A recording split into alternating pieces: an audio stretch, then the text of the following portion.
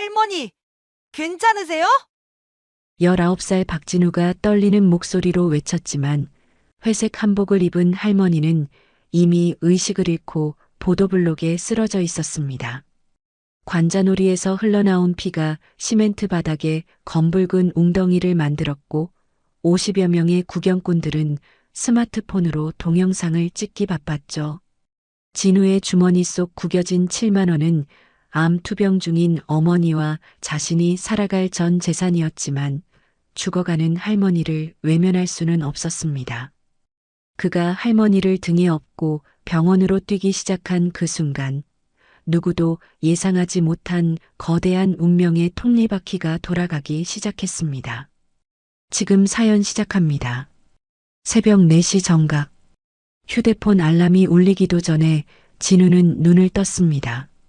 고시원 얇은 벽 너머로 들려오는 옆방 아저씨의 코골이가 천연 알람 역할을 한 지 벌써 2개월째였죠.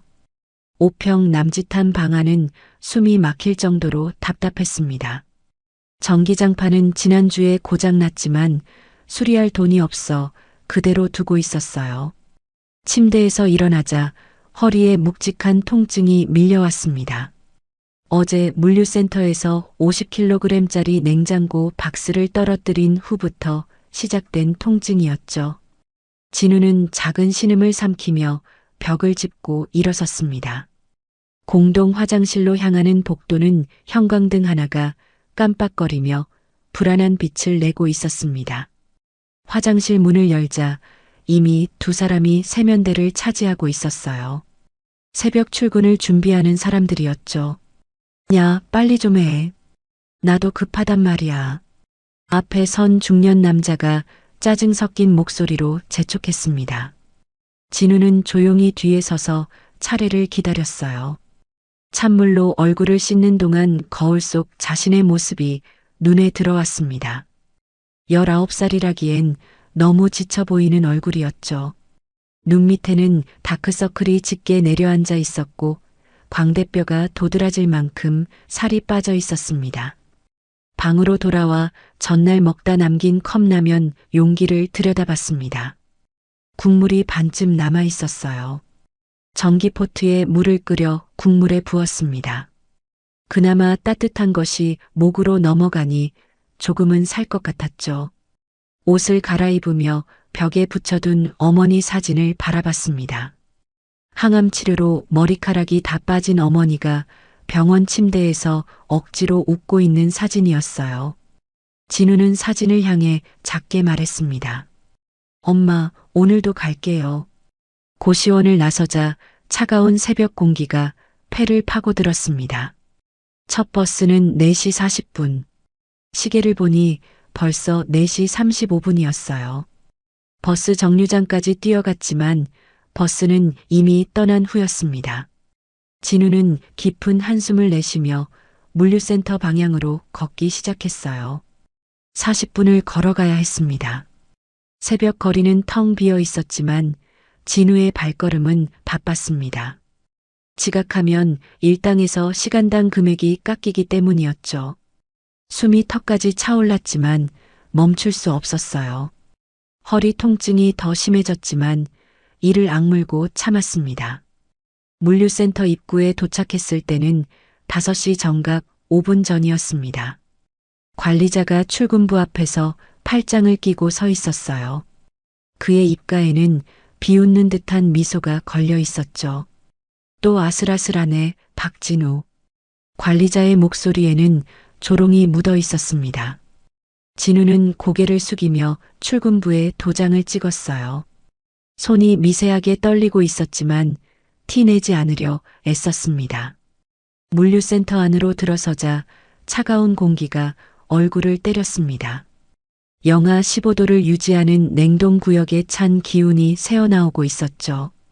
진우는 작업복으로 갈아입으며 허리에 붙인 파스를 확인했습니다. 벌써 절반쯤 떨어져 나가 있었어요. 8시가 되자 본격적인 하차 작업이 시작되었습니다. 트럭에서 내려지는 박스들이 컨베이어 벨트를 따라 쏟아져 내려왔어요. 진우는 기계적으로 박스를 들어 올려 분류했습니다. 30kg, 40kg, 50kg. 무게가 점점 늘어날수록 허리의 통증도 심해졌죠. 그때였습니다. 계단 위에서 누군가 비명을 질렀어요. 진우가 고개를 들자 17살쯤 되어 보이는 신입 알바생이 계단에서 구르고 있었습니다. 무거운 박스에 깔려 일어나지 못하고 있었죠. 으악, 손가락이. 소년의 왼손 검지가 부자연스럽게 꺾여 있었습니다. 진우는 본능적으로 달려가려 했지만 관리자의 팔이 그를 막아섰어요. 가만히 있어. 내가 무슨 의사야? 관리자는 차가운 눈빛으로 진우를 노려봤습니다.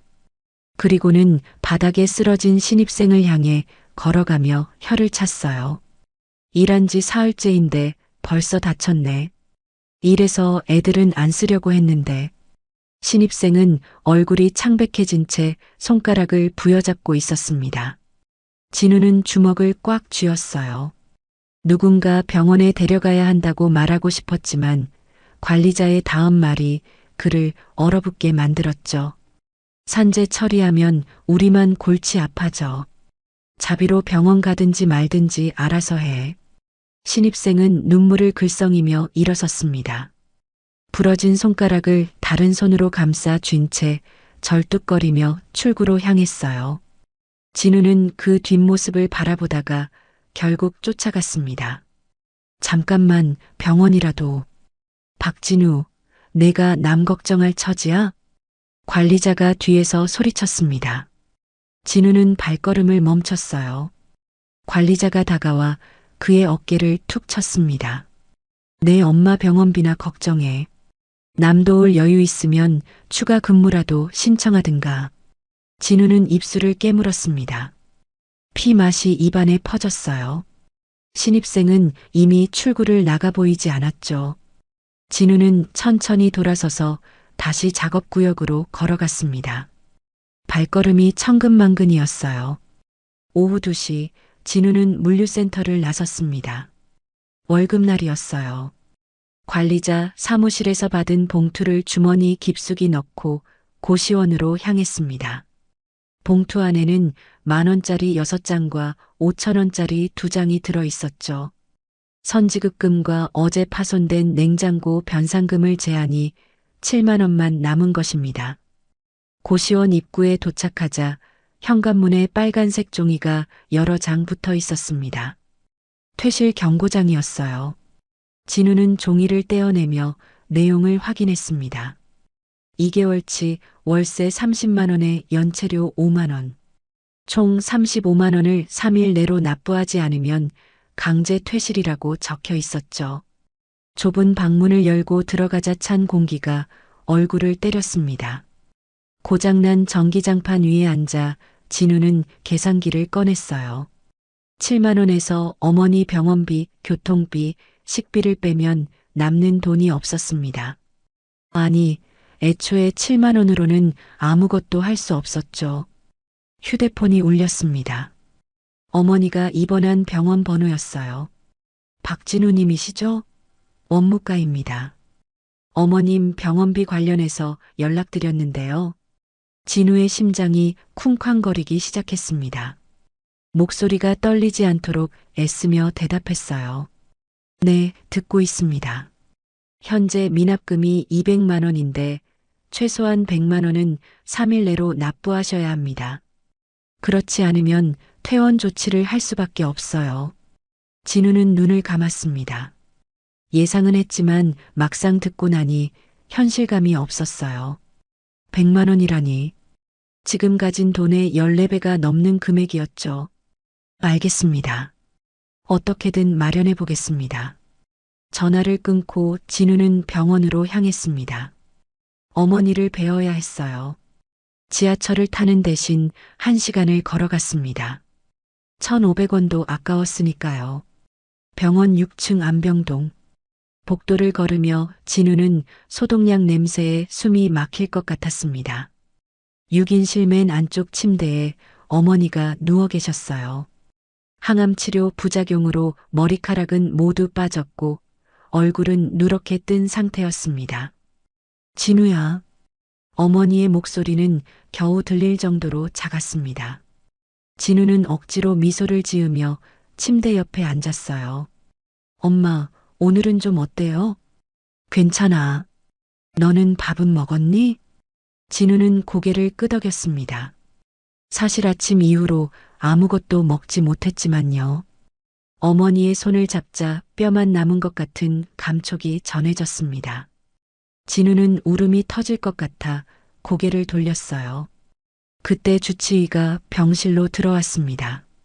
주치의와의 면담이 끝난 후 진우는 무거운 발걸음으로 병원을 나섰습니다. 표적 항암제 월 500만 원이라는 숫자가 머릿속에서 계속 맴돌았어요. 어머니를 살릴 수 있는 희망의 숫자이면서 동시에 절망의 숫자였죠. 병실에서 나올 때 어머니는 잠든 척하고 계셨는데 수액주사로 퍼렇게 멍든 손등을 이불 속에 감추려 애쓰시는 모습이 진우의 가슴을 더욱 아프게 했습니다. 오후 6시 퇴근 시간의 병원 앞 횡단보도는 수많은 사람들로 북적이고 있었습니다. 진우는 주머니 속 봉투를 만지작거리며 한숨을 내쉬었어요. 구겨진 10,000원짜리 6장과 5,000원짜리 2장, 모두 합쳐 7만 원. 버스비 1,500원조차 아까워서 고시원까지 3km를 걸어가기로 마음먹었죠. 빨간 신호등이 깜빡이는 것을 멍하니 바라보던 그때였습니다. 쿵! 진우 바로 옆에서 둔탁한 소리가 났고 순간적으로 고개를 돌려보니 회색 한복을 입은 할머니가 보도블록에 쓰러져 있었습니다. 오른쪽 관자놀이가 바닥에 부딪혔는지 그곳에서 선명한 붉은 피가 흘러나오기 시작했어요. 어머, 또 저 할머니네. 길 건너 과일 가게를 운영하는 중년 여성이 가게 앞으로 나오며 혀를 찼습니다. 일주일에 서너 번은 저러고 쓰러지셔. 병원 다니시는 것 같은데 돈이 없으신지 응급실에서도 제대로 치료 못 받고 쫓겨났다는 얘기를 들었어요. 할머니의 낡은 가방이 바닥에 떨어지면서 지퍼가 터졌고 안에 있던 물건들이 사방으로 흩어졌습니다. 하얀 약봉지가 10여 개 넘게 굴러다녔고 빨간색 가죽 수첩도 펼쳐진 채 바닥에 떨어졌어요. 진우가 무심코 수첩을 집어들어 보니 펼쳐진 페이지에는 병원 이름과 날짜가 빼곡하게 적혀 있었습니다. 서울대병원, 세브란스병원, 삼성병원까지 거의 매일 다른 병원을 순회하듯 방문한 기록이었죠. 그런데 이상한 점이 하나 있었습니다.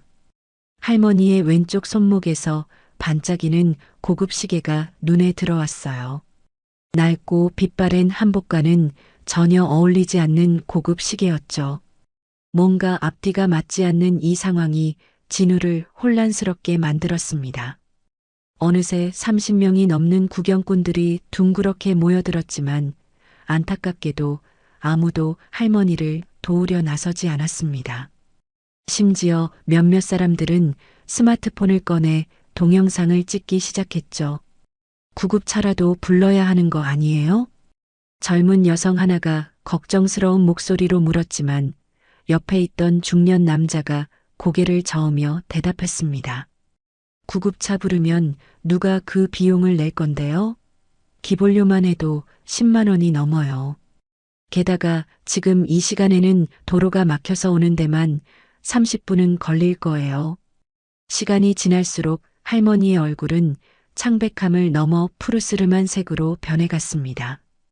입술은 보라색이 되었고 처음에는 거칠게 그르렁거리던 숨소리도 점차 희미해져 갔어요. 제발 누가 좀. 간신히 들릴 정도의 작은 신음이 할머니의 입에서 새어나왔습니다. 반쯤 감긴 눈으로 초점을 잃은 채 떨리는 손가락이 무언가를 잡으려는 듯 허공을 더듬고 있었어요. 진우는 그 자리에 얼어붙은 듯 서 있었습니다. 주머니 속 7만 원이 든 봉투가 납덩이처럼 무겁게 느껴졌어요. 택시비 10,000원, 응급실 기본 진료비 5만 원, 추가 검사라도 하면 더 들 텐데. 이 돈을 다 쓰면 어머니 병원비는 고사하고 당장 내일 먹을 라면 하나 살 돈도 없게 됩니다. 하지만 할머니의 상태는 분명히 위급해 보였습니다. 진우가 무릎을 꿇고 앉아 할머니의 손목을 잡아보니 맥박이 너무 약해서 겨우 느껴졌다가 사라지기를 반복하고 있었어요. 이미 5분이 지났습니다. 아니, 진우에게는 1시간처럼 느껴지는 길고 고통스러운 시간이었죠. 이마에는 식은땀이 흘렀고 심장은 미친 듯이 뛰고 있었습니다. 할머니의 눈꺼풀이 점점 더 감기고 있었고 숨소리는 이제 거의 들리지 않을 정도였습니다. 이러다가 정말 큰일 나겠는데. 누군가 걱정스럽게 중얼거렸지만 여전히 그 누구도 선뜻 나서지 않았습니다. 진우는 주머니 속 7만 원을 꽉 움켜쥐었습니다. 땀에 젖은 손바닥 때문에 봉투가 축축해졌어요. 어머니의 창백한 얼굴이 떠올랐다가 바로 눈앞에서 죽어가는 할머니의 얼굴과 겹쳐 보였습니다. 마침 빈 택시 한 대가 천천히 지나가고 있었습니다. 손을 들면 바로 잡을 수 있는 거리였어요. 병원까지는 10분이면 충분할 것 같았습니다. 진우의 손이 미세하게 떨리기 시작했습니다. 진우는 그 자리에 못 박힌 듯 서 있었습니다. 주머니 속 7만 원이 든 봉투를 꺼냈다가 다시 넣기를 벌써 6번째 반복하고 있었어요. 구겨진 10,000원짜리들이 손끝에 닿을 때마다 어머니의 얼굴이 떠올랐습니다. 항암 치료로 머리카락이 다 빠진 어머니, 억지로 미소 지으시던 어머니, 아들 앞에서는 아프다는 말 한마디 하지 않으시는 어머니. 할머니의 숨소리가 더욱 약해졌습니다. 이제는 귀를 가까이 대야 겨우 들릴 정도였어요. 관자놀이에서 흘러나온 피가 보도블록 틈새로 스며들어 검붉은 얼룩을 만들고 있었습니다. 할머니의 입술은 완전히 보라색으로 변했고 손톱 끝도 푸르스름해지기 시작했어요. 진우는 무릎을 꿇고 앉아 할머니의 얼굴을 자세히 들여다봤습니다. 깊게 파인 주름 사이로 땀방울이 맺혀 있었고 반쯤 감긴 눈꺼풀 아래로 눈동자가 초점을 잃은 채 떠돌고 있었어요. 팔수는 넘어 보이는 나이였지만 지금 이 순간만큼은 갓난아기처럼 연약해 보였습니다. 구경꾼들은 여전히 둥그렇게 서서 수군거리기만 했습니다. 택시라도 불러주면 안 되나? 야, 너는 왜 안 불러? 나중에 병원비 청구서 날아오면 내가 낼 거야? 사람들의 대화가 진우의 귓가를 스쳤지만 정작 진우의 머릿속에서는 다른 계산이 미친 듯이 돌아가고 있었습니다. 7만 원에서 택시비 10,000원을 빼면 6만 원. 응급실 기본 진료비가 5만 원이니까 10,000원 남습니다. 그 10,000원으로 일주일을 버텨야 해요. 하루에 1,400원. 컵라면 하나 값도 안 되는 돈이었죠.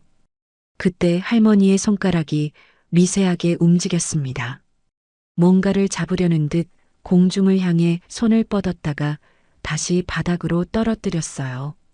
진우는 그 차가운 손을 잡아봤습니다.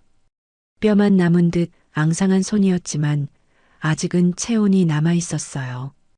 할머니, 들리세요? 제가 도와드릴게요. 진우도 모르게 입에서 나온 말이었습니다. 하지만 곧바로 현실이 그를 짓눌렀어요. 도와드린다고? 무엇으로? 이 7만 원으로? 머릿속에서 두 개의 목소리가 싸우기 시작했습니다. 한쪽에서는 어머니를 생각하라고 외쳤고 다른 한쪽에서는 눈앞에서 죽어가는 사람을 외면하지 말라고 소리쳤어요. 진우의 이마에 식은땀이 줄줄 흘러내렸습니다. 다시 한번 할머니의 맥박을 확인해 봤습니다. 처음보다 훨씬 더 약해져 있었어요. 의학 지식은 없지만 이대로 10분만 더 지나면 정말 위험할 것 같다는 직감이 들었습니다. 진우는 천천히 일어섰습니다. 주변을 둘러보니 구경꾼들은 이미 50명이 넘어 보였어요. 그 중에는 분명 진우보다 돈이 많은 사람들도 있을 텐데 왜 아무도 나서지 않는 걸까요? 저기, 혹시 누구 10,000원만 빌려주실 분 없나요? 택시라도 불러야. 진우가 용기를 내어 말했지만 사람들은 시선을 피하며 한 발씩 뒤로 물러났습니다. 마치 진우가 구걸하는 사람처럼 쳐다보는 눈빛도 있었어요. 할머니가 또다시 작은 신음을 냈습니다. 이번에는 정말 마지막 힘을 짜내는 것 같았어요. 살려 주세요. 그 순간 진우의 머릿속에 2년 전 돌아가신 아버지의 모습이 떠올랐습니다. 교통사고 현장에서 아무도 도와주지 않아 골든타임을 놓쳤던 아버지. 나중에 목격자들의 증언을 들어보니 다들 누군가 신고했겠거니 생각하고 그냥 지나쳤다고 했죠. 진우는 다시 주머니 속 봉투를 만졌습니다. 종이가 땀에 젖어 축축해져 있었어요. 손가락 끝이 떨렸습니다. 어머니 얼굴과 할머니 얼굴이 번갈아 떠올랐어요. 그때 빈 택시 한 대가 또 지나갔습니다. 운전석 창문이 열려 있었고 기사 아저씨가 상황을 힐끗 보더니 그냥 지나쳐갔어요. 아마 돈 없어 보이는 할머니를 태우고 싶지 않았나 봅니다. 5분이 지났습니다. 진우에게는 5시간처럼 느껴지는 시간이었어요. 할머니의 숨소리는 이제 정말로 간신히 들릴 정도였습니다. 가슴이 오르락 내리락 하는 것도 거의 보이지 않았어요. 진우는 결국 봉투를 꺼냈습니다. 10,000원짜리 6장이 손에 잡혔어요. 이 돈이면 택시를 불러 병원까지 갈 수 있습니다. 하지만 그 후는? 응급실비는 어떻게 하죠? 손이 떨려서 지폐 한 장이 바닥에 떨어졌습니다. 바람에 날릴 뻔한 것을 황급히 주워 담았어요. 그 모습을 본 구경꾼 중 누군가가 비웃듯 말했습니다. 돈도 없으면서 뭘 하려고. 그 말이 진우의 가슴을 찔렀습니다. 맞아요. 진우는 돈이 없습니다. 어머니를 살릴 돈도 자신이 제대로 먹고 살 돈도 없어요. 그런데 남을 도울 자격이 있을까요? 하지만 할머니의 차가워지는 손이 진우의 손목을 약하게 잡았습니다. 의식이 있는 건지 없는 건지 모르겠지만 그 손길에는 간절함이 담겨 있었어요. 진우는 눈을 감았습니다. 그리고 결심했어요. 70,000원이 든 봉투를 꽉 쥔 채 갑자기 일어서더니 큰 소리로 외쳤어요. 택시 좀 잡아주세요. 하지만 지나가는 택시들은 모두 승객이 타고 있었습니다. 진우는 할머니를 번쩍 들어 올리려 했지만 생각보다 무거웠어요. 아니, 진우의 팔에 힘이 없었던 것일지도 모릅니다. 결국 할머니를 등에 업기로 했습니다. 잠깐만요, 할머니. 제가 병원에 모셔다 드릴게요. 할머니는 대답이 없었습니다. 의식을 완전히 잃은 것 같았어요. 진우가 할머니를 업는 순간 예상보다 훨씬 가벼운 몸무게에 놀랐습니다. 뼈와 가죽만 남은 것 같은 느낌이었죠. 병원까지는 200m, 뛸 수 있는 거리였습니다. 진우는 할머니를 꽉 붙잡고 달리기 시작했어요. 구경꾼들이 길을 비켜주며 수군거렸지만 진우의 귀에는 아무것도 들리지 않았습니다. 응급실 입구가 보였을 때 진우의 다리는 후들거리고 있었습니다. 숨이 턱까지 차올랐지만 멈출 수 없었어요. 자동문이 열리자마자 진우는 큰 소리로 외쳤습니다. 도와주세요. 할머니가 쓰러졌어요. 대기실에 있던 사람들이 모두 진우를 쳐다봤습니다. 간호사 한 명이 황급히 달려왔어요. 40대 초반으로 보이는 수간호사였는데 할머니의 얼굴을 보는 순간 표정이 묘하게 변했습니다. 놀란 것 같기도 하고 당황한 것 같기도 한 표정이었죠. 하지만 곧 평정심을 되찾고 다른 간호사들을 불렀습니다. 빨리 들것 가져와요. 처치실로. 순식간에 의료진들이 몰려왔습니다. 할머니를 들것에 옮기는 동안 진우는 옆에서 안절부절 못했어요. 할머니의 손이 들것 밖으로 축 늘어져 있는 것을 보고 조심스럽게 올려놓아 드렸습니다. 보호자세요? 간호사가 물었습니다. 진우는 잠시 망설였어요. 보호자도 아닌데 뭐라고 해야 할까요? 아니요. 길에서 쓰러지신 걸 봤어요. 아무도 안 도와줘서. 간호사는 고개를 끄덕이며 차트를 들고 왔습니다. 일단 응급처치부터 하고요. 신원 확인이나 보호자 연락은 나중에 하겠습니다. 혹시 할머니 가방이나 소지품 있으세요? 진우는 그제야 할머니 가방을 들고 오는 것을 깜빡했다는 것을 깨달았습니다. 하지만 빨간 수첩은 주머니에 넣어둔 게 생각났어요. 수첩을 꺼내 간호사에게 보여줬습니다. 이것만 있어요. 병원 방문 기록인 것 같은데. 간호사가 수첩을 펼쳐보더니 또 한 번 이상한 표정을 지었습니다. 뭔가 알아본 것 같았지만 아무 말도 하지 않고 수첩을 돌려줬어요. 알겠습니다. 일단 대기실에서 기다려주세요. 할머니가 처치실로 들어간 후 진우는 대기실 의자에 털썩 주저앉았습니다. 이제야 자신이 무슨 일을 저지른 건지 실감이 났어요. 7만 원. 그게 전부인데 이제 어떻게 해야 할까요? 10분쯤 지났을 때 젊은 의사가 나왔습니다. 30대 초반으로 보이는 응급의학과 레지던트였어요. 어르신 데려오신 분이시죠? 다행히 생명에는 지장이 없습니다. 심한 탈수와 저혈당 때문에 쓰러지신 것 같아요. 머리 상처는 깊지 않아서 소독하고 봉합했습니다. 진우는 안도의 한숨을 내쉬었습니다. 적어도 할머니가 살아계신다는 것만으로도 다행이었어요. 그런데 입원을 하셔야 할 것 같습니다. 전반적인 건강 상태가 좋지 않으시거든요. 영양실조도 심하시고 혈압도 불안정하고.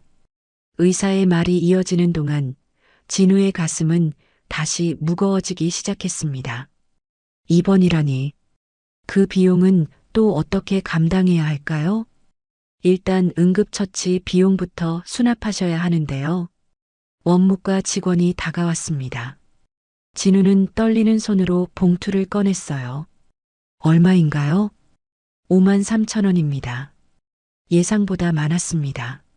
진우는 10,000원짜리 6장을 건넸어요.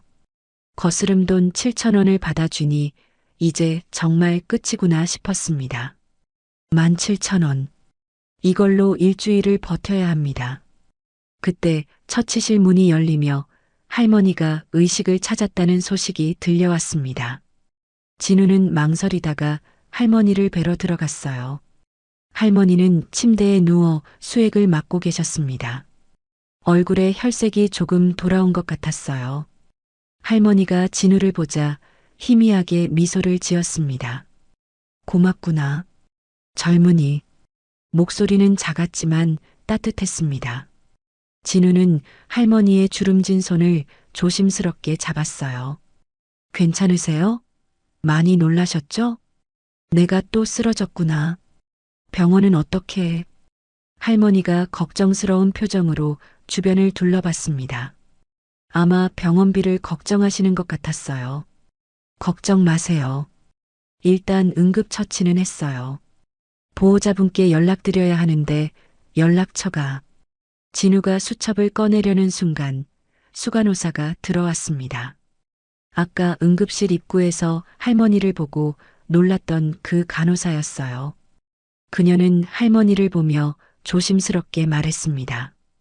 어르신, 오늘은 6인실로 가시는 건가요? 이상한 질문이었습니다. 마치 할머니가 자주 오시는 것처럼 들렸거든요. 할머니는 잠시 간호사를 바라보다가 고개를 끄덕였어요. 그래야겠지. 진우는 두 사람의 대화를 이해할 수 없었습니다. 뭔가 숨겨진 사연이 있는 것 같았어요. 간호사가 나간 후 할머니는 진우를 다시 바라봤습니다. 젊은이, 이름이 뭐니? 박진우입니다. 진우. 좋은 이름이구나.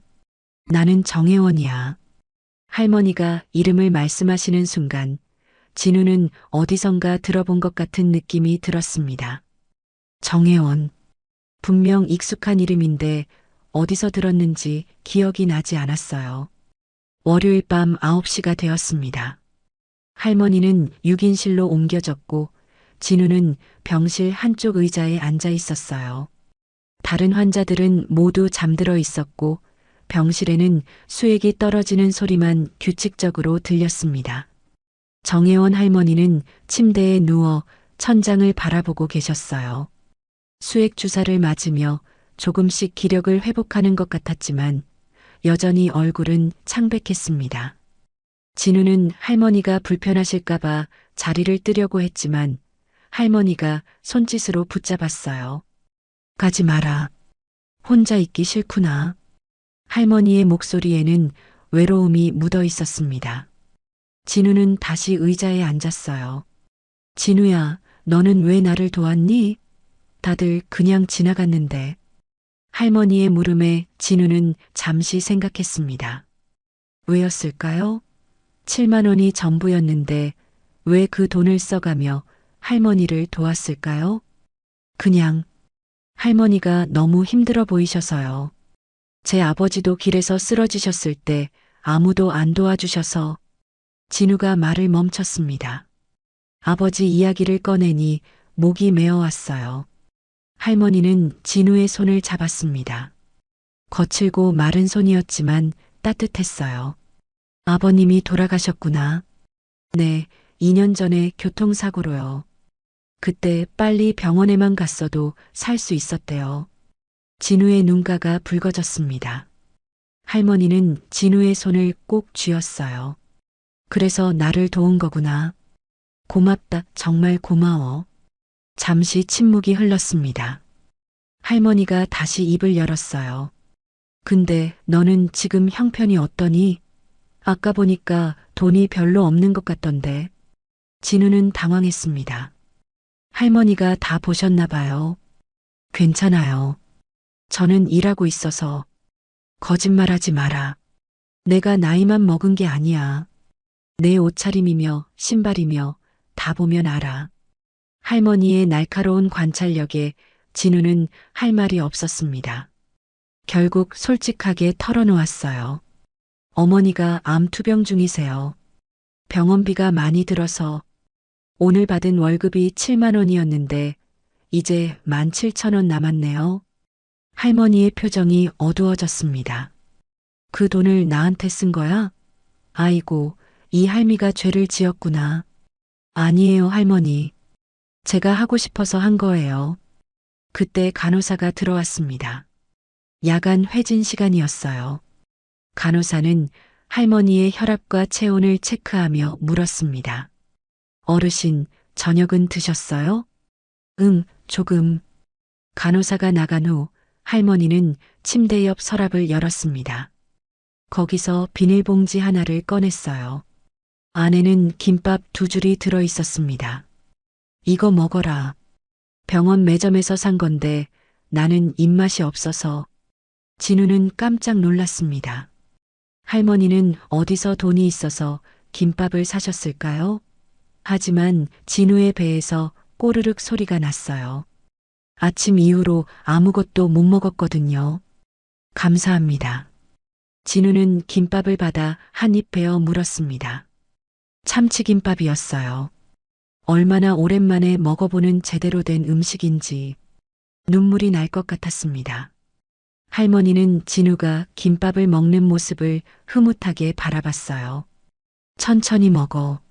채알라. 진우가 김밥을 다 먹고 나자 할머니가 갑자기 이상한 말을 했습니다. 진우야, 혹시 수액 속도 조절 방법 아니? 네. 그건 왜요? 좀 빠르게 맞고 싶어서. 빨리 나아야 퇴원하지. 진우는 놀랐습니다. 일반인이 수액 속도 조절 같은 걸 어떻게 아실까요? 그것도 정확한 의학 용어를 사용하시면서. 할머니, 그런 건 함부로 만지면 안 돼요. 간호사님께 말씀드려야. 알았어, 알았어. 그냥 물어본 거야. 할머니는 빙그레 웃었습니다. 뭔가 비밀이 있는 것 같은 미소였어요. 밤 10시가 되자 병원은 조용해졌습니다.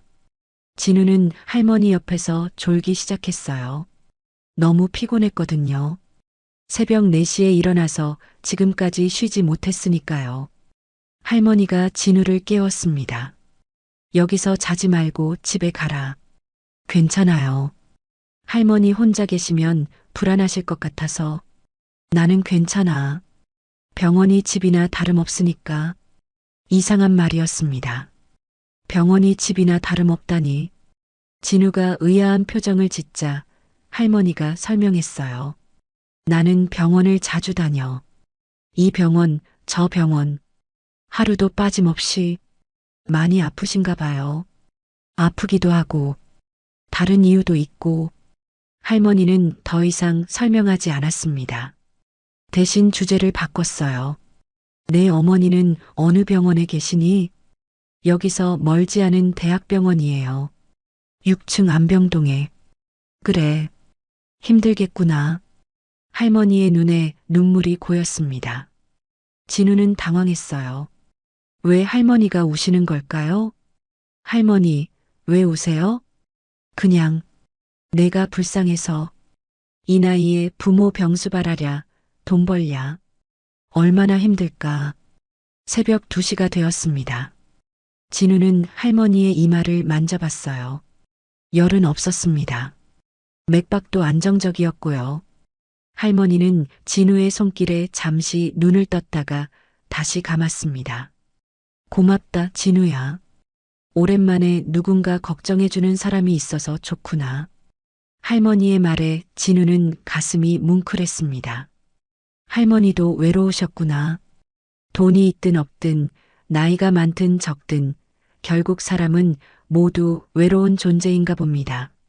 새벽 3시, 진우는 결국 의자에서 잠이 들었습니다. 할머니는 잠든 진우를 바라보며 중얼거렸어요. 착한 아이야. 이런 아이가 내 손자였으면. 병실에는 고요함만이 가득했습니다. 화요일 아침 7시 병실에 청소 아주머니가 들어왔습니다. 50대 후반으로 보이는 아주머니는 걸레질을 하다가 정혜원 할머니를 보고는 깜짝 놀란 표정을 지었어요. 어머, 어르신 오늘은 6인실에 계시네요. 순간 진우는 귀를 의심했습니다. 오늘은 6인실이라니 그럼 평소엔 다른 곳에 계신다는 말인가요? 청소 아주머니는 자신의 실수를 깨달았는지 황급히 입을 다물고 청소를 마저 하고 나갔습니다. 진우가 의아한 표정으로 할머니를 바라보자 할머니는 애써 시선을 피하며 말했어요. 청소하시는 분들이 가끔 헷갈려해. 노인들이 많으니까. 하지만 분명 뭔가 이상했습니다. 아침 8시가 되자 간호사들이 교대 근무를 시작했는데 유독 이 병실에만 자주 들락거렸어요. 30분마다 한 번씩 들어와서는 할머니의 상태를 체크했습니다. 다른 병실은 2시간에 한 번 정도 도는데 말이죠. 진우는 복도에서 간호사들이 나누는 대화를 우연히 듣게 되었습니다. 6인실에 그분이 계신데. 정말? 왜 거기에? 모르겠어. 항상 그러시잖아. 대화는 거기서 끊겼습니다. 진우가 나타나자 간호사들이 입을 다물고 흩어졌거든요. 병실로 돌아온 진우는 할머니가 수첩에 뭔가를 적고 있는 것을 봤습니다. 빨간색 수첩이었어요. 할머니, 뭐 쓰세요? 아, 이거 그냥 일기 같은 거야. 할머니가 수첩을 보여줬는데 거기엔 간호사들의 근무 태도가 상세히 적혀 있었습니다. 몇 시 몇 분에 들어왔는지, 어떤 말을 했는지, 주사는 제대로 났는지까지. 마치 평가서 같았어요. 할머니, 이런 걸 왜 기록하세요? 습관이야. 병원에 자주 다니다 보니 이런저런 게 눈에 들어와서 그때 할머니가 진우에게 부탁했습니다. 진우야, 혹시 저기 간호사 스테이션에 가서 체온계 좀 빌려다 줄래? 열이 좀 있는 것 같아서. 진우가 간호사 스테이션에 갔더니 수간호사가 깜짝 놀라며 물었어요. 6인실 어르신이 체온계를 요청하셨다고요? 네, 그런데요. 수간호사는 당황한 표정으로 다른 간호사를 불렀습니다. 김 간호사, 6인실에 체온계 가져다 드려. 그리고 과장님께도 연락드려. 과장님이라니? 체온계 하나 빌리는데 과장까지 부를 일인가요? 진우는 점점 더 이상함을 느꼈습니다. 점심시간이 되자 영양실에서 식사가 왔습니다. 다른 환자들은 일반 병원식이 왔는데 할머니에게는 특별식이 왔어요. 죽이 아니라 제대로 된 밥과 반찬이었습니다. 할머니, 특별식 신청하셨어요? 아니, 그냥 주는 거야. 식판을 보니 환자명이 적힌 스티커가 있었는데 거기엔 정혜원이 아니라 다른 코드명 같은 게 적혀 있었습니다. VIP 6이라고. 오후 2시 과장이 직접 회진을 왔습니다.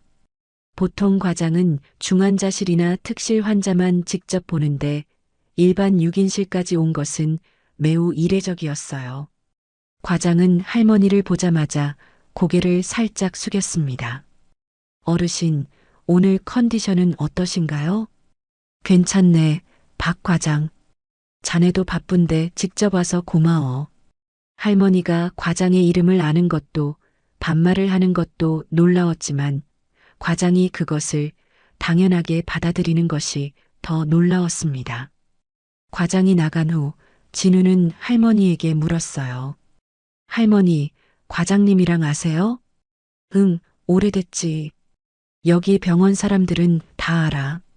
오후 3시 할머니와 병원 산책을 나갔습니다. 복도를 걸으며 진우는 이상한 것을 또 발견했어요. 지나가는 의사들과 간호사들이 할머니를 보면 살짝 고개를 숙이거나 미소를 지었습니다. 마치 높은 분을 대하는 것처럼요. 병원 정원에서 벤치에 앉아 쉬는데 원무과 직원이 뛰어왔습니다. 어르신, 서류는 제가 다 처리해 드릴게요. 걱정 마세요. 무슨 서류? 진우가 물었지만 직원은 대답 없이 가버렸습니다. 저녁이 되어 병실로 돌아오니 옆 침대 환자가 진우에게 속삭였어요. 저 할머니 뭐 하시는 분이야? 아까 병원장이 복도 지나가다가 여기 들여다보고 갔어. 진우도 궁금했지만 대답할 수 없었습니다. 정말 모르니까요. 밤 9시 진우가 할머니에게 물었습니다. 할머니, 혹시 이 병원에 아는 분이 많으신가요? 할머니는 잠시 망설이다가 대답했어요. 그래, 좀 많지. 오래 다니다 보니까. 얼마나 오래 다니셨는데요? 한 30년? 30년이라니. 그럼 이 병원이 생길 때부터 다니신 건가요? 진우가 놀란 표정을 짓자 할머니가 덧붙였습니다. 이 병원 서비스가 많이 좋아졌어. 예전엔 정말 엉망이었는데 지금은 꽤 괜찮아. 마치 병원 발전 과정을 다 지켜본 사람 같은 말투였습니다. 수요일 아침 진우는 결심했습니다. 할머니의 정체가 너무 궁금했거든요. 하지만 직접 묻기는 어려워서 간호사에게 넌지시 물어보기로 했어요.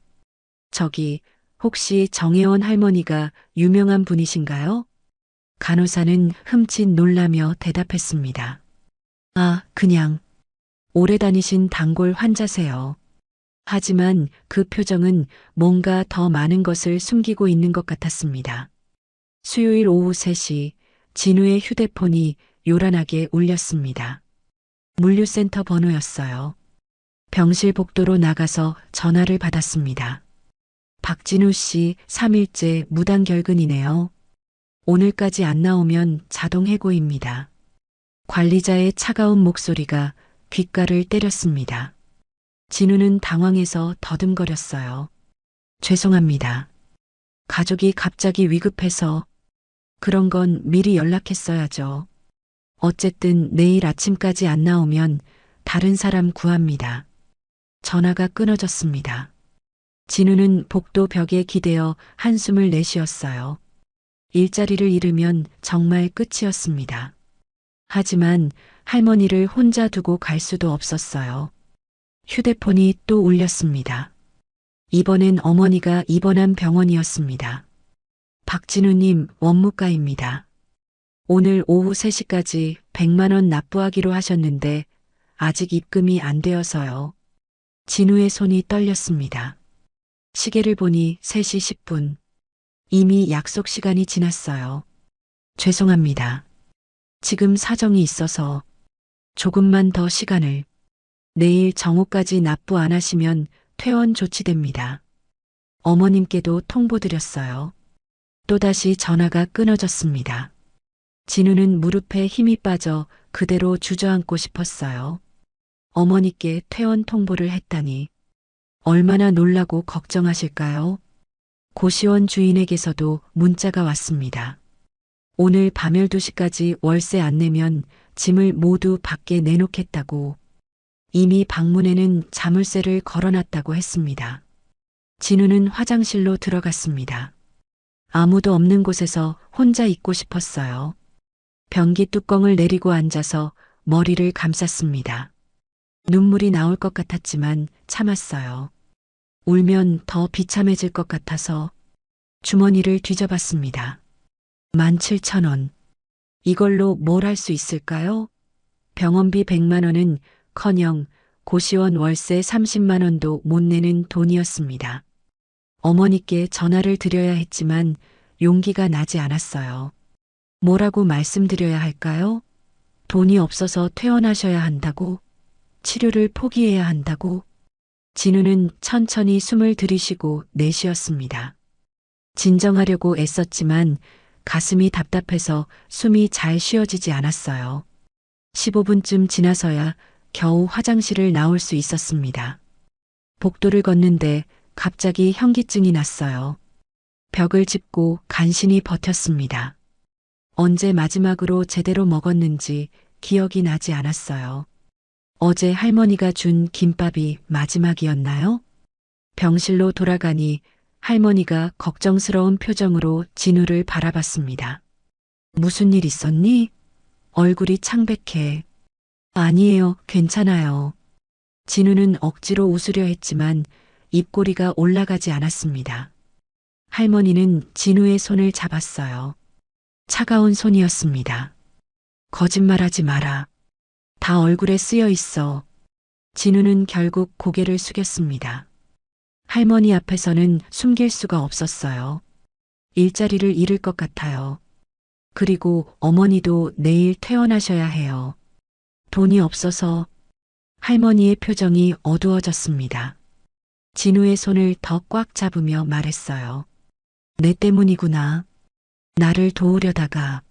아니에요, 할머니. 제가 선택한 거예요. 그때 진우의 배에서 크게 꼬르륵 소리가 났습니다. 할머니가 놀란 눈으로 물었어요. 밥은 먹었니? 네, 아까. 거짓말이었습니다.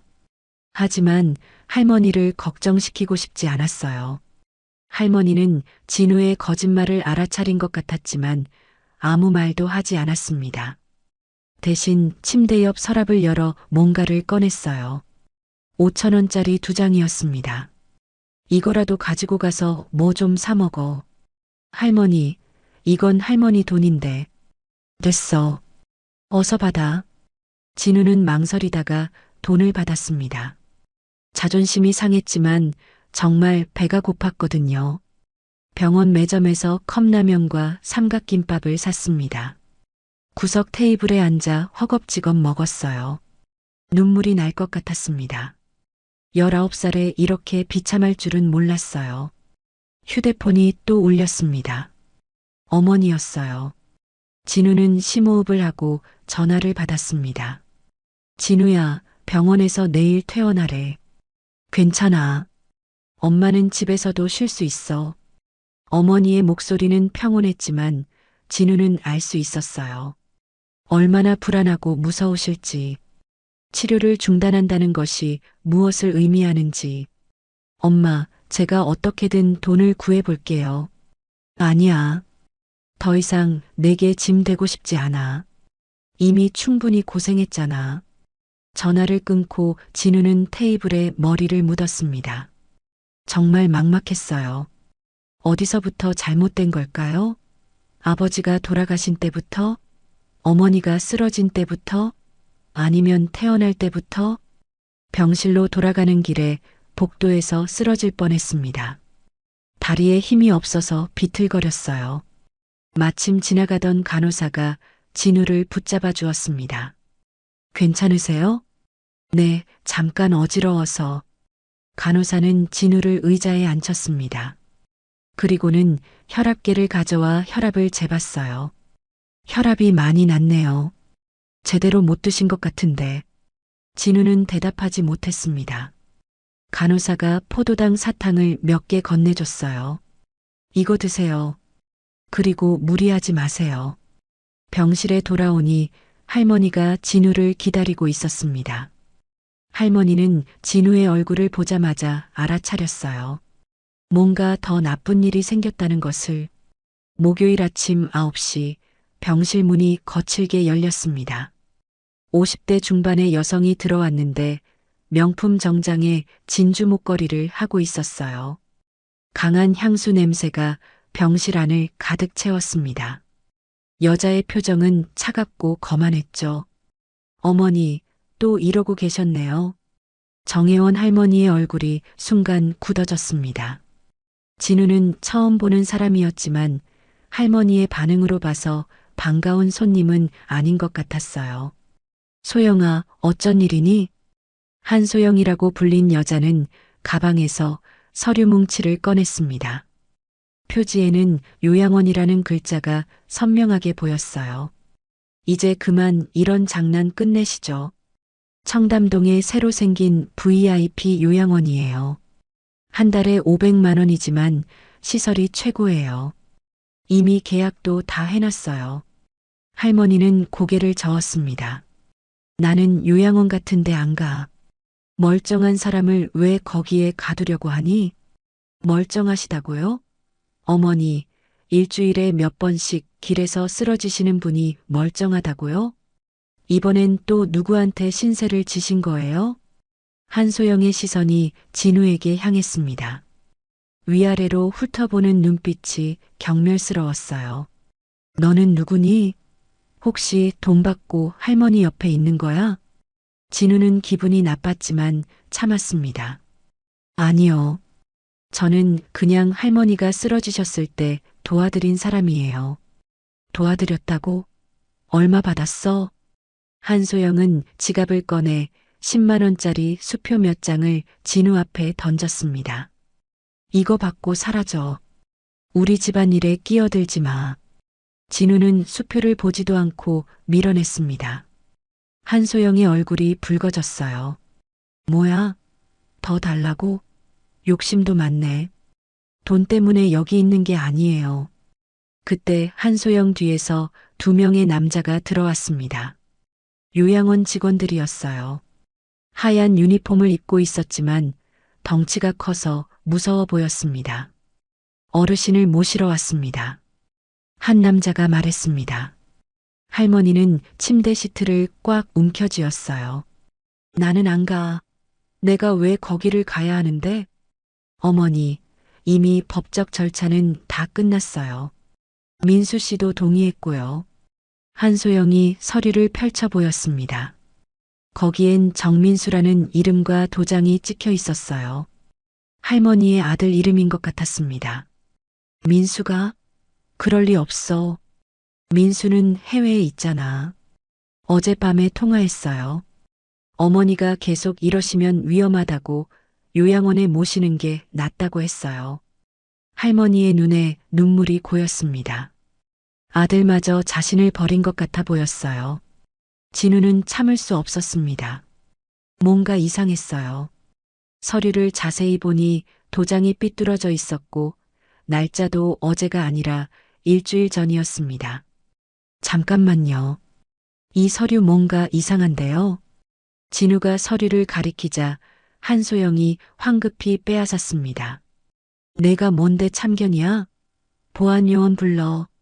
한소영이 소리치자 병원 보안요원 2명이 들어왔습니다. 이 사람 내보내주세요. 우리 가족 일에 참견하고 있어요. 보안요원들이 진우의 팔을 잡았습니다. 진우는 뿌리치려 했지만 힘에서 밀렸어요. 할머니는 가고 싶어 하지 않으시잖아요. 이건 강제로 데려가는 거예요. 시끄러워. 빨리 내보내. 진우가 끌려나가려는 순간 할머니가 큰 소리로 외쳤습니다. 이 아이는 내 은인이야. 내가 죽을 뻔했을 때 살려준 사람이라고. 병실이 순간 조용해졌습니다. 복도에 있던 간호사들도 들어와서 상황을 지켜봤어요. 한소영은 당황했지만 이내 비웃었습니다. 은인? 어머니, 또 치매 증상이 나타나시는구나. 이런 거지 같은 애가 무슨 은인이에요? 그 말에 진우는 주먹을 꽉 쥐었습니다. 자신을 모욕하는 건 참을 수 있었지만 할머니를 치매 환자 취급하는 건 참을 수 없었어요. 할머니는 멀쩡하세요. 오히려 당신이 이상한 거 아니에요? 멀쩡한 사람을 강제로 요양원에 보내려고 하고. 한소영의 얼굴이 일그러졌습니다. 뭐라고? 너 같은 게 감히. 한소영이 손을 들어 진우의 뺨을 때리려 했습니다. 하지만 그때 수간호사가 들어와서 막았어요. 여기는 병원입니다. 소란 피우시면 안 돼요. 한소영은 수간호사를 노려봤습니다. 당신은 또 누구야? 나는 이 할머니의 며느리야. 가족이 환자를 요양원에 보내는 게 뭐가 문제야? 수간호사는 침착하게 대답했습니다. 환자분이 거부하시는데 강제로 모실 수는 없습니다. 그리고 보호자 동의서도 확인이 필요해요. 확인? 여기 서류 다 있잖아. 한소영이 서류를 흔들었지만 수간호사는 고개를 저었습니다. 정민수 씨께 직접 확인해야 합니다. 지금 연락드려 보겠습니다. 수간호사가 전화를 걸려고 하자 한소영이 황급히 막았어요. 그럴 필요 없어요. 민수 씨는 바쁘신 분이에요. 뭔가 숨기는 게 있는 것 같았습니다. 진우는 직감적으로 알았어요. 저 서류가 위조됐다는 것을. 할머니가 떨리는 목소리로 말했습니다. 소영아, 왜 이러니? 내가 너한테 뭘 잘못했니? 한소영은 차갑게 웃었습니다. 어머니가 계속 이러고 다니시면 우리 체면이 뭐가 되겠어요? 재벌가 어른이 거지처럼 돌아다니시면. 재벌가라는 말에 진우는 놀랐습니다. 그럼 할머니가 정말 부자였던 걸까요? 하지만 왜 그런 초라한 모습으로 다니셨을까요? 목요일 오후 2시 한소영이 요양원 직원들과 함께 병실을 떠난 후에도 긴장감은 가시지 않았습니다. 할머니는 침대에 누워 천장을 바라보고 계셨어요. 눈가에 아직 눈물 자국이 남아 있었습니다. 진우의 휴대폰이 울렸습니다. 물류센터 관리자였어요. 박진우 씨, 마지막 통보입니다. 오늘 못 나왔으니 해고해요. 내일부터 안 나와도 됩니다. 전화가 끊어졌습니다. 진우는 복도로 나가 벽에 기대섰어요. 다리에 힘이 풀렸습니다. 이제 정말 수입원이 완전히 끊긴 것이었죠. 곧이어 어머니 병원에서도 전화가 왔습니다. 박진우님, 오늘 정오까지 100만 원 입금이 안 되어서 어머님 퇴원 절차 진행합니다. 오후 4시까지 오셔서 모시고 가세요. 진우는 대답할 힘도 없었습니다. 그저 네 하고 짧게 답한 뒤 전화를 끊었어요.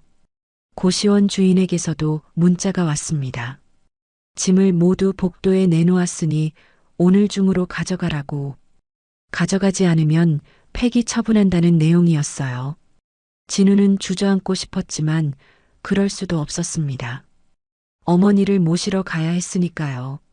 17,000원을 꺼내 세어봤습니다. 택시는커녕 지하철 왕복 요금도 빠듯했어요. 병실로 돌아가니 할머니가 걱정스러운 표정으로 진우를 바라봤습니다. 무슨 일 있었니? 어머니를 모시러 가야 해요. 병원에서 퇴원하래요. 할머니의 표정이 어두워졌습니다. 나 때문에. 내가 너를 붙잡고 있어서. 아니에요, 할머니. 원래 그렇게 될 일이었어요. 진우는 억지로 웃으며 할머니께 인사했습니다. 할머니, 저 이제 가봐야 해요. 할머니도 빨리 나으세요. 진우가 돌아서려는 순간 할머니가 손을 잡았어요. 진우야, 정말 미안하구나. 미안하실 거 없어요. 제가 선택한 일이에요. 병원을 나서며 진우는 뒤를 돌아봤습니다. 다시는 올 수 없을 것 같았어요. 할머니도 이 병원도 모든 것이 끝난 것 같았습니다. 어머니가 계신 병원까지 1시간을 걸어갔습니다. 지하철비 1,500원도 아까웠거든요. 다리가 후들거렸지만 계속 걸었어요. 병원에 도착하니 어머니는 이미 짐을 다 싸놓고 계셨습니다. 작은 가방 하나가 전부였어요. 엄마. 진우의 목소리가 떨렸습니다. 어머니는 여전히 창백하셨고 항암 치료로 빠진 머리는 스카프로 가리고 계셨어요. 괜찮아, 진우야. 집에서 쉬어도 돼. 어머니의 목소리는 평온했지만 진우는 알 수 있었습니다. 얼마나 두려우실지, 얼마나 절망스러우실지. 퇴원 수속을 하는 동안 원무과 직원이 말했습니다. 미납금 200만 원은 다음 달까지 납부하셔야 합니다. 안 그러면 법적 조치 들어갑니다. 어머니와 함께 병원을 나왔습니다.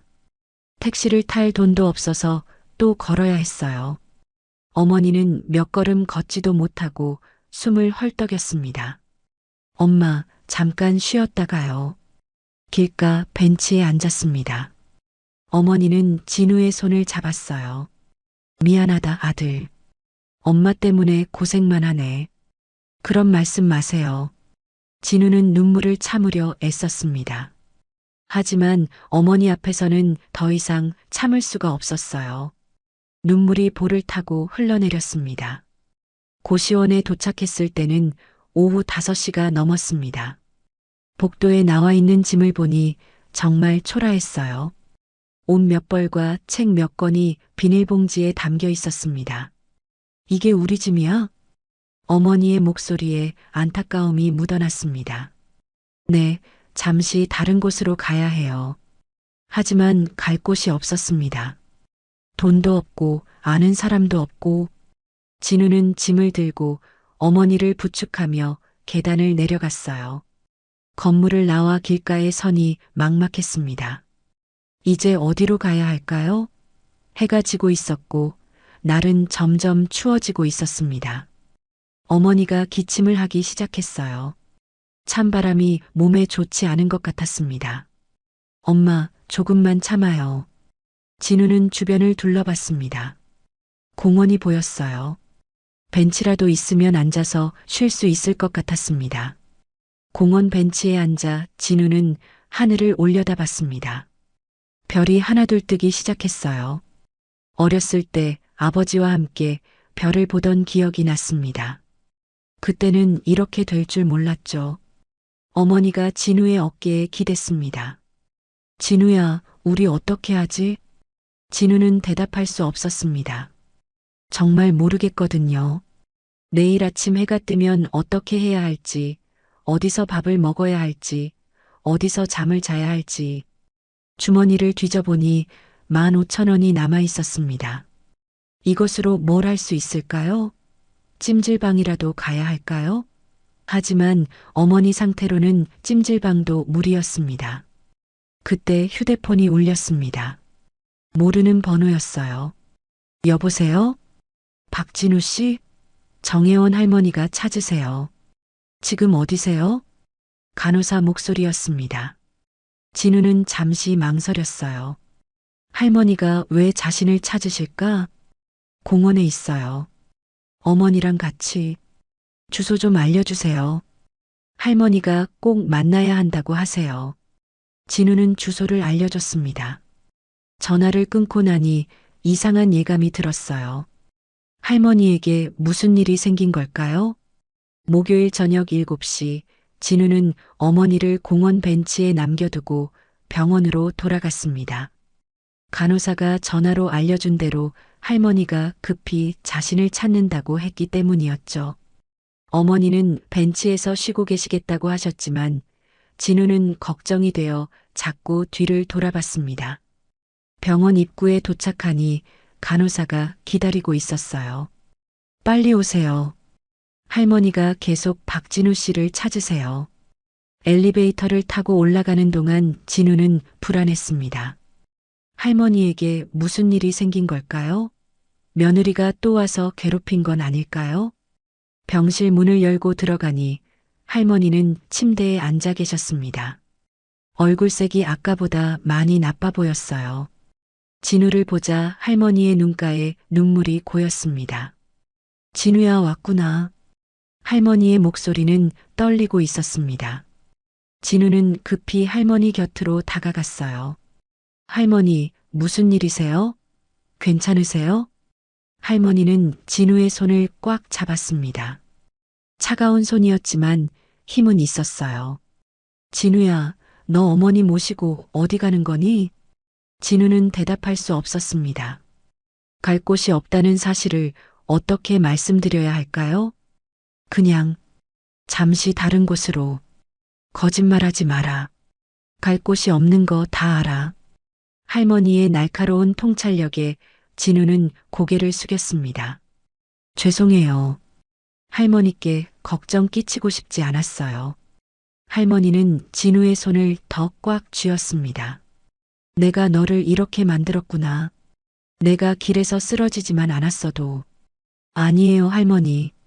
제가 선택한 거예요. 할머니는 고개를 저었습니다. 그리고 침대 옆 서랍을 열어 뭔가를 꺼냈어요. 작은 봉투였습니다. 이거 가져가라.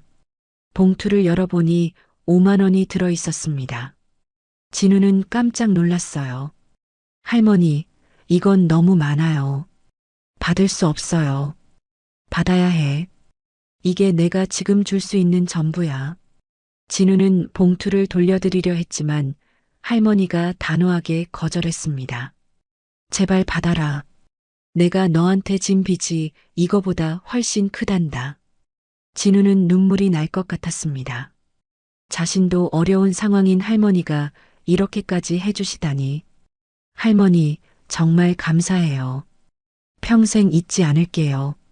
할머니는 진우의 머리를 쓰다듬었습니다. 거친 손이었지만 따뜻했어요. 진우야, 나는 내일 퇴원할 거야. 네, 벌써요? 아직 완전히 회복 안 되셨는데. 괜찮아. 이제 여기 있을 이유가 없어. 할머니의 말에는 깊은 의미가 담겨 있는 것 같았습니다. 진우는 뭔가 더 물어보고 싶었지만 할머니가 먼저 말을 이었어요. 진우야, 마지막으로 부탁이 하나 있어. 뭐든 말씀하세요. 너와 내 어머니가 잘 살 수 있도록 내가 뭔가 해주고 싶은데 지금은 할 수 있는 게 없구나. 하지만 언젠가는 꼭. 할머니는 말을 멈췄습니다. 뭔가 더 하고 싶은 말이 있는 것 같았지만 결국 입을 다물었어요. 진우는 할머니의 이마를 만져봤습니다. 열은 없었지만 식은땀이 맺혀 있었어요. 할머니, 무리하지 마세요. 건강이 먼저예요. 그래, 알았어. 이제 가봐라. 어머니가 기다리실 거야. 진우는 일어서려다가 다시 앉았습니다. 할머니, 저 정말 가도 되는 거예요? 혼자 계시면. 괜찮아. 나는 혼자 있는 게 익숙하니까. 그 말에 진우는 가슴이 아팠습니다. 아무리 부자라도, 아무리 높은 사람이라도 결국 혼자인 건 마찬가지구나 싶었어요. 할머니, 제가 자주 연락드릴게요. 그래, 그렇게 해라. 진우는 할머니의 손을 마지막으로 한 번 더 잡았습니다. 주름진 손이었지만 그 안에는 따뜻함이 있었어요. 할머니, 정말 감사했어요. 할머니를 만난 건 제게 큰 행운이었어요. 할머니의 눈에서 눈물이 흘렀습니다. 나도야. 너를 만난 건 내 인생 최고의 선물이었어. 진우는 더 이상 참을 수 없었습니다. 눈물이 볼을 타고 흘러내렸어요. 할머니는 진우의 눈물을 닦아주었습니다. 울지 마라. 이게 끝이 아니야. 분명 다시 만날 거야. 진우는 고개를 끄덕였습니다. 하지만 정말 다시 만날 수 있을까요? 이렇게 헤어지면 영영 못 보는 게 아닐까요? 병실을 나오면서 진우는 계속 뒤를 돌아봤습니다. 할머니는 침대에 누워 천장을 바라보고 계셨어요. 외로워 보였습니다. 복도를 걸으며 진우는 할머니가 준 5만 원을 꽉 쥐었습니다. 이 돈이면 당장 며칠은 버틸 수 있을 것 같았어요. 찜질방에서 자고 편의점 도시락으로 끼니를 때우면서 병원을 나와 공원으로 돌아가는 길에 진우는 결심했습니다. 어떻게든 살아남아서 언젠가는 할머니께 은혜를 갚겠다고, 그리고 어머니도 꼭 다시 치료받게 하겠다고. 하지만 지금은 그저 하루하루 살아가는 게 전부였습니다. 금요일 아침 8시, 진우는 찜질방 바닥에서 눈을 떴습니다. 어머니는 여전히 주무시고 계셨어요. 할머니가 준 5만 원 중 15,000원으로 하룻밤을 보낸 것이었습니다. 딱딱한 바닥이었지만 공원 벤치보다는 나았죠. 진우가 일어나 밖으로 나오니 찜질방 입구에 검은색 벤치가 서 있었습니다. 운전석에서 50대 초반의 남자가 내렸어요. 깔끔한 정장 차림에 온화한 인상이었습니다. 박진우 씨죠? 진우는 당황했습니다. 자신을 어떻게 아는 걸까요? 네, 맞는데요. 누구시죠? 남자는 정중하게 명함을 건넸습니다. 한빛의료재단 이사장 정민수라고 적혀 있었어요. 정민수? 어디선가 들어본 이름이었습니다. 그러다 진우는 깨달았어요. 할머니의 아들 이름이었죠. 저는 정혜원 여사의 아들입니다. 어머니를 구해주신 은인이시죠. 진우는 놀라서 말을 잇지 못했습니다. 재벌가 어른이라던 할머니의 아들이 직접 찾아오다니. 어떻게 저를 찾으셨어요? 어머니가 알려주셨습니다. 어젯밤에 해외에서 급히 귀국했어요. 의료봉사를 가 있었는데 어머니 소식을 듣고. 정민수의 표정이 어두워졌습니다. 죄송합니다. 제가 없는 사이에 아내가 어머니께 무례를 범했다고 들었습니다. 진우는 고개를 저었어요. 아니에요. 저는 괜찮아요. 박진우 씨, 차에 타시죠. 어머니가 꼭 모셔오라고 하셨어요. 진우는 망설였습니다. 어머니를 두고 갈 수는 없었으니까요. 저희 어머니도 같이 계신데요. 물론 함께 모시겠습니다. 진우는 찜질방으로 들어가 어머니를 깨웠습니다. 상황을 설명하자 어머니도 놀라셨어요. 벤츠를 타고 이동한 곳은 한빛의료재단 본관이었습니다. 병원이 아니라 재단 건물이었어요.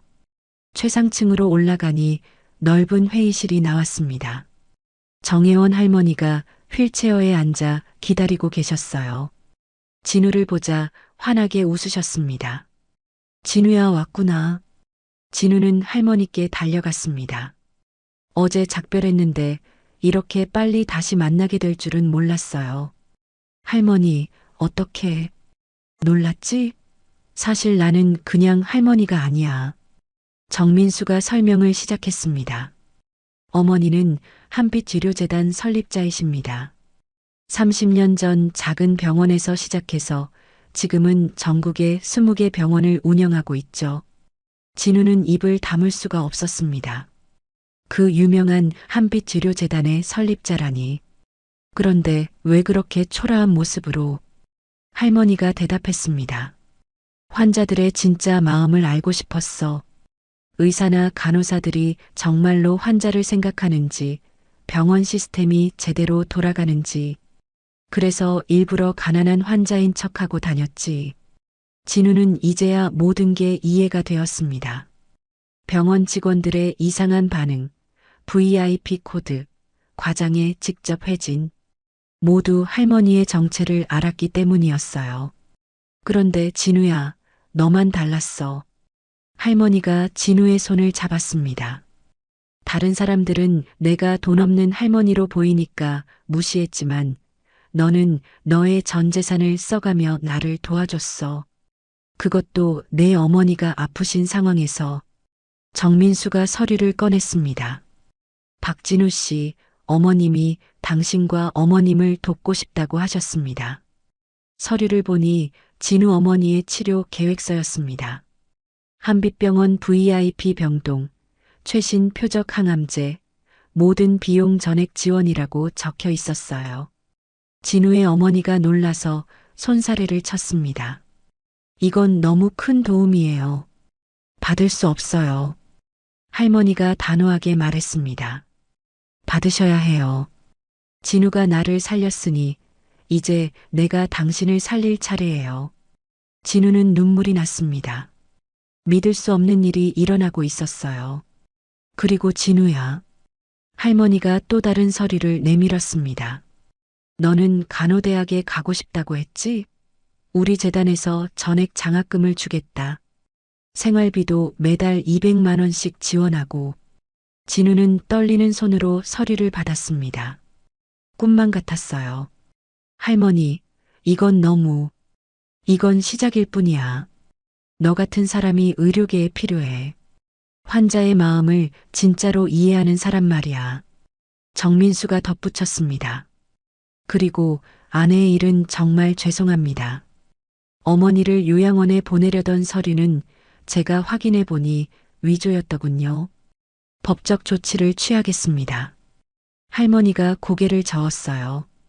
그럴 필요 없어. 가족인데. 대신 소영이는 앞으로 재단 일에서 손 떼게 하렴. 진우는 할머니를 바라봤습니다.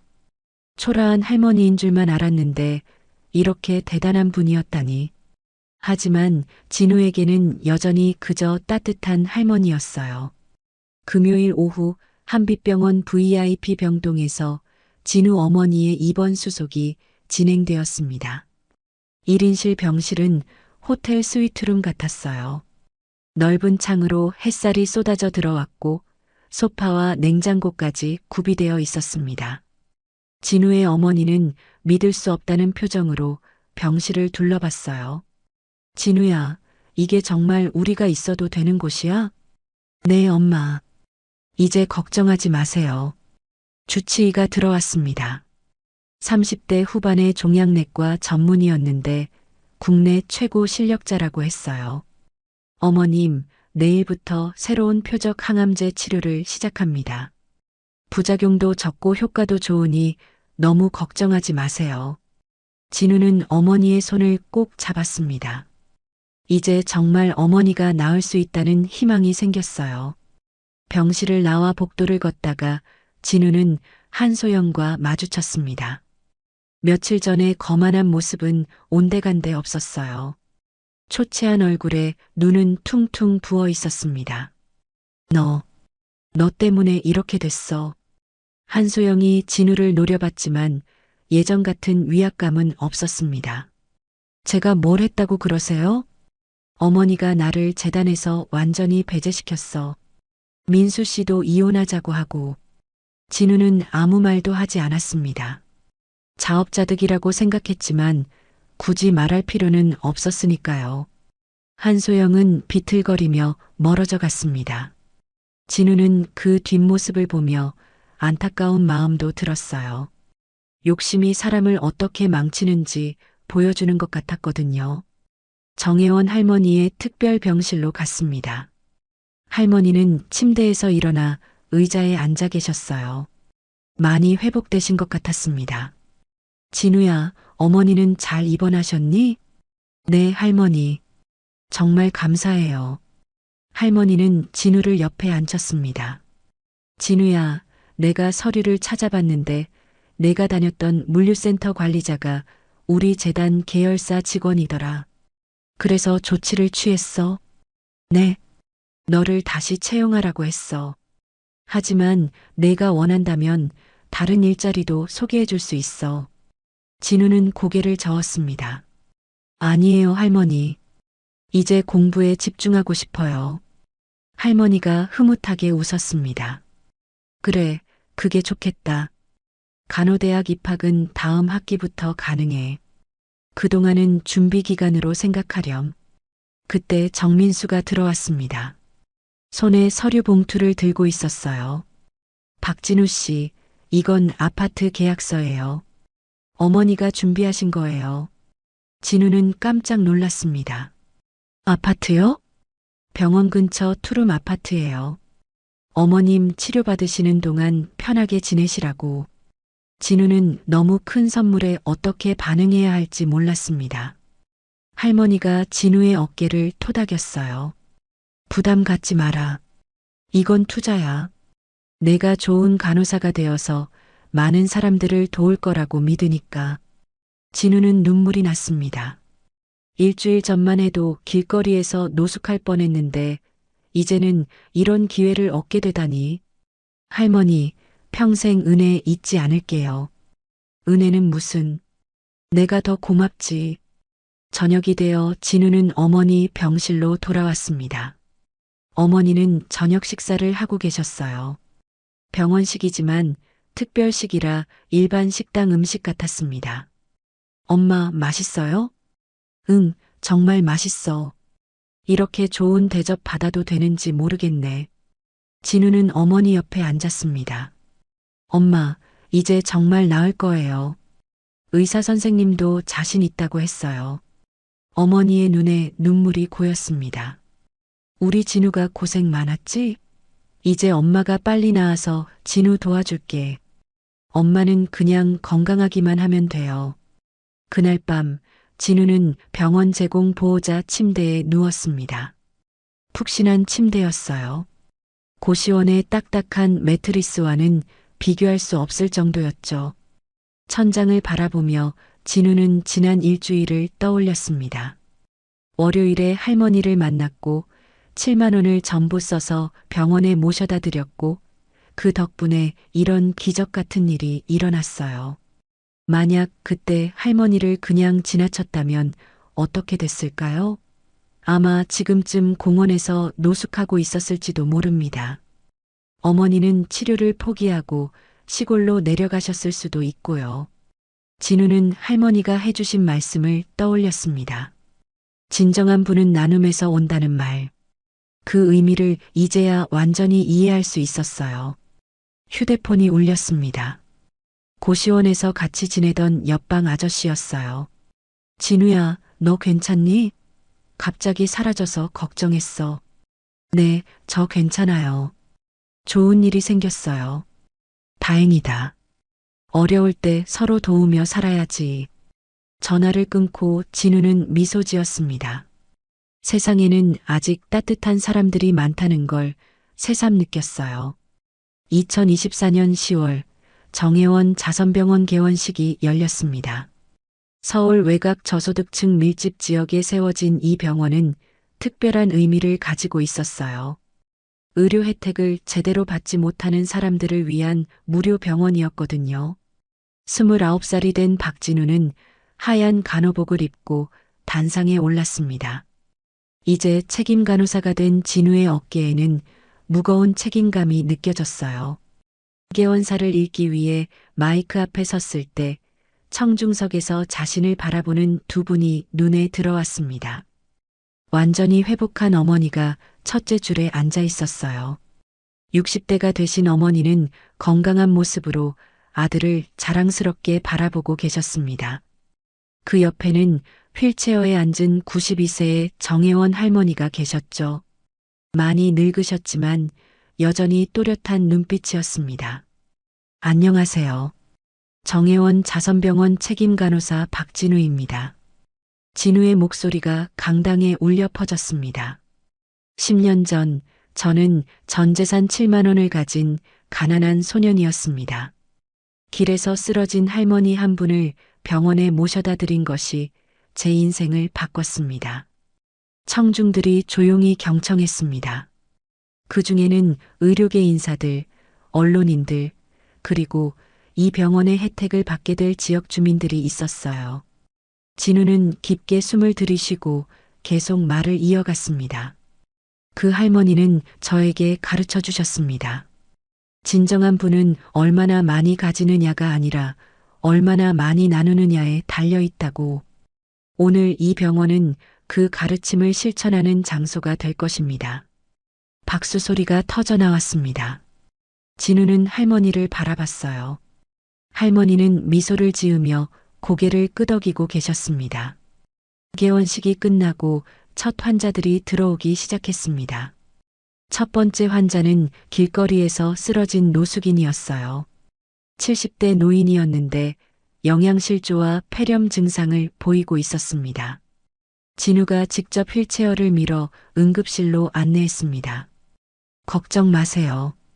여기서는 모든 치료가 무료입니다. 노숙인의 눈에서 눈물이 흘렀습니다. 떨리는 목소리로 말했어요. 정말이에요? 돈 한 푼 없는데도? 네, 걱정하지 마세요. 먼저 치료받고 건강 회복하는 게 중요해요. 진우는 10년 전 자신의 모습이 떠올랐어요. 그때의 절망과 두려움을 기억하고 있었기에 환자의 마음을 누구보다 잘 이해할 수 있었습니다. 오후가 되어 신입 간호사들을 교육하는 시간이 되었습니다. 진우는 20명의 신입들 앞에 섰어요. 모두 갓 대학을 졸업한 젊은이들이었습니다. 여러분, 여기서는 환자를 대하는 태도가 가장 중요합니다. 모든 환자는 우리 가족이라고 생각하세요. 그들이 가난하든 부자든 젊든 늙었든 상관없습니다. 한 신입 간호사가 손을 들었습니다. 선배님, 무료 병원이면 운영이 어렵지 않나요? 진우는 미소 지었습니다. 한빛치료재단에서 전액 지원합니다. 그리고 많은 기업들도 후원하고 있어요.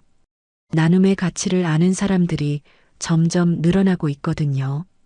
점심시간, 진우는 병원 로비에 걸린 동판 앞에 섰습니다. 7만 원의 기적이라는 제목 아래 자신과 할머니의 이야기가 새겨져 있었어요. 옆에는 작은 안내문이 있었습니다. 작은 선행이 어떻게 큰 기적을 만들어내는지 보여주는 실화라고. 정민수 이사장이 다가왔습니다. 이제 62세가 된 그는 여전히 정정했어요. 진우 씨, 어머니께서 만나자고 하십니다. 할머니가 계신 원장실로 갔습니다. 넓은 창으로 햇살이 쏟아져 들어오고 있었어요. 할머니는 창밖을 바라보고 계셨습니다. 병원 정원에서 환자들이 산책하는 모습이 보였죠. 어떤 이는 목발을 짚고 어떤 이는 휠체어를 타고 있었지만 모두의 얼굴에는 희망이 보였습니다. 진우야, 이제 진짜 시작이야. 할머니의 목소리는 약했지만 따뜻했습니다. 무슨 의미세요, 할머니? 내가 받은 사랑을 이제 더 많은 사람들에게 전할 차례라는 거야. 나는 곧 떠날 테지만 너는 계속해서 이 일을 이어가야 해. 진우는 할머니의 손을 잡았습니다. 10년 전보다 훨씬 더 마르고 차가워진 손이었어요. 하지만 그 손에는 여전히 따뜻한 마음이 담겨 있었습니다. 할머니, 그런 말씀 마세요. 아직 정정하세요. 할머니가 웃었습니다. 나는 충분히 살았어. 그리고 너 같은 사람을 만나서 정말 행복했고, 저녁이 되어 진우는 집으로 돌아왔습니다. 이제는 작은 아파트를 장만해서 어머니와 함께 살고 있었어요. 현관문을 열자 고소한 된장찌개 냄새가 났습니다.